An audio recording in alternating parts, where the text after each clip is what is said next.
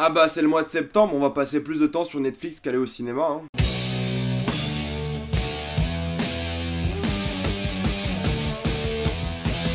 Paradise Police. Paradise Police est une série d'animation Netflix qui est sortie la semaine dernière, ou ce vendredi, je sais pas, je l'ai fini beaucoup trop vite, qui parle d'un commissariat rempli de gros cassos qui s'occupent donc de la sûreté de la ville. Enfin, ils font leur taf de flics, sauf que c'est des gros débiles. C'est une série qui ressemble beaucoup à South Park dans le délire, c'est vraiment de la parodie, de l'animation très crue, très dégueulasse, genre c'est horrible, c'est osé, ça se permet de faire des trucs, et c'est, ouais, ça me fait penser à South Park en fait. En plus, la VF est géniale, et c'est pas souvent que j'ai l'occasion de dire ça. En anglais, la série s'appelle Paradise PD, comme Police Department, sauf qu'en français tu pouvais pas l'appeler comme ça. Ça aurait fait Paradise PD, c'est pas terrible. Pourquoi je vous parle de cette série alors? C'est que c'est une nouvelle série qui me fait vraiment penser un peu au début de South Park, vraiment au bon délire, fun, qui fait mal à tout le monde mais qui en même temps est inoffensif parce que c'est tellement de la parodie que tu veux pas le prendre au sérieux quoi. Jamais ils vont mettre ça dans les infos en mode oh Paradise Police c'est vexant, c'est offensant. Non non, parce que c'est tellement poussé à bout que ça en devient divertissant et paradoxalement inoffensif, tellement c'est offensif.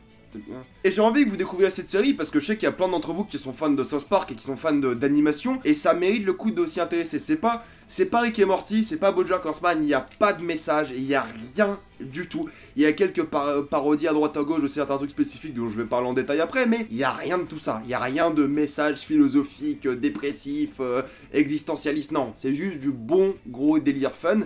Et ça fait du bien. Je vais vous motiver à regarder cette série en vous parlant des personnages principaux de la série, juste pour vous dire c'est quoi le délire. Le chef du commissariat est un gros macho sans couilles. Il y a un chien qui sniffe de la coke et toutes les drogues possibles et prend un Jack Daniels au petit-déj. Il y a une bonasse qui a des gros problèmes de violence et qui veut se taper un gros. Il y a un gros qui fatalement est juste gros, mais il mange genre tout. Et quand je dis tout, c'est tout. Il y a un vieux homosexuel qui veut être une drag queen qui essaie de se faire sucer non-stop. Et il y a un jeune flic naïf qui est le personnage principal qui rêve d'être flic. Enfin, il est flic, mais pas vraiment. Enfin, c'est bizarre. Enfin, il est flic. Mais il rêve de l'être. Et il y a un Renoir. Son seul rôle, c'est d'être noir. C'est tout. Et ça, c'est que le casting du département de police. Il y a plein d'autres personnages secondaires qui sont complètement barrés.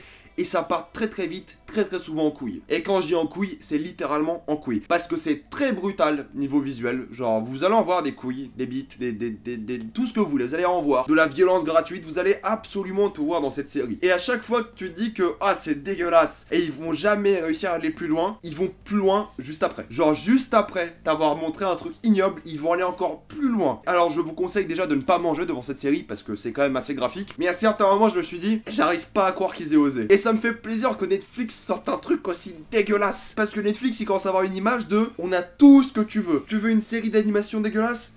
Tiens. Tu veux un documentaire sur des serial killers?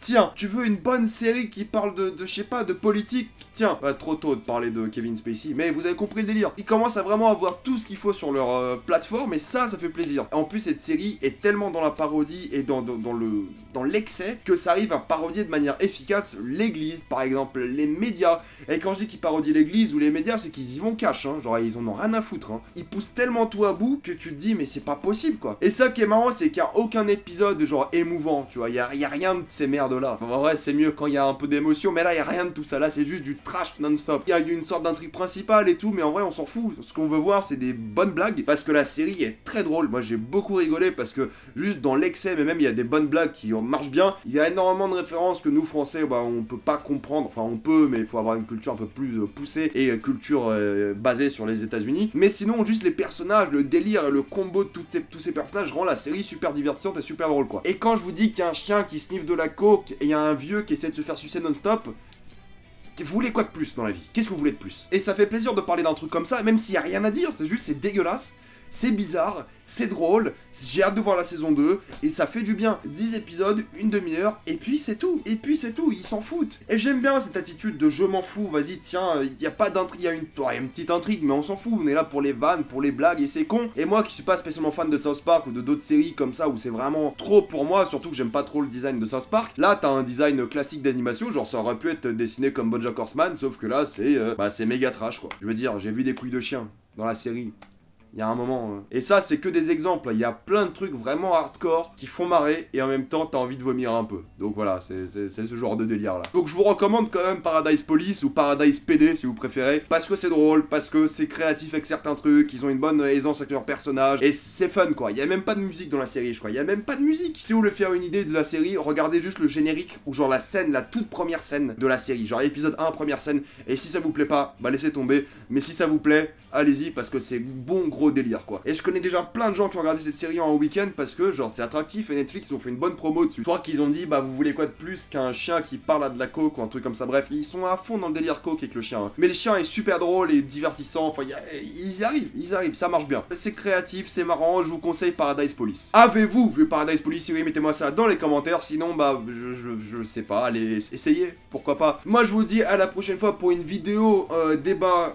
Enfin moi tout seul, je serai tout seul pour à débattre, mais avec vous sur un sujet qui m'énerve un peu en ce moment. Et la semaine prochaine sur une analyse que j'avais promis au début de l'été, et ça sortira en été parce que l'été ça finit le 21 septembre. Allez voir ma dernière analyse sur Avengers Infinity War, abonnez-vous à la chaîne pour plus de vidéos, suivez-moi sur Instagram pour des critiques exclusives, Twitter si vous voulez, et Facebook si vous l'utilisez encore. Hein. Je vous dis à la prochaine fois et salut à tous.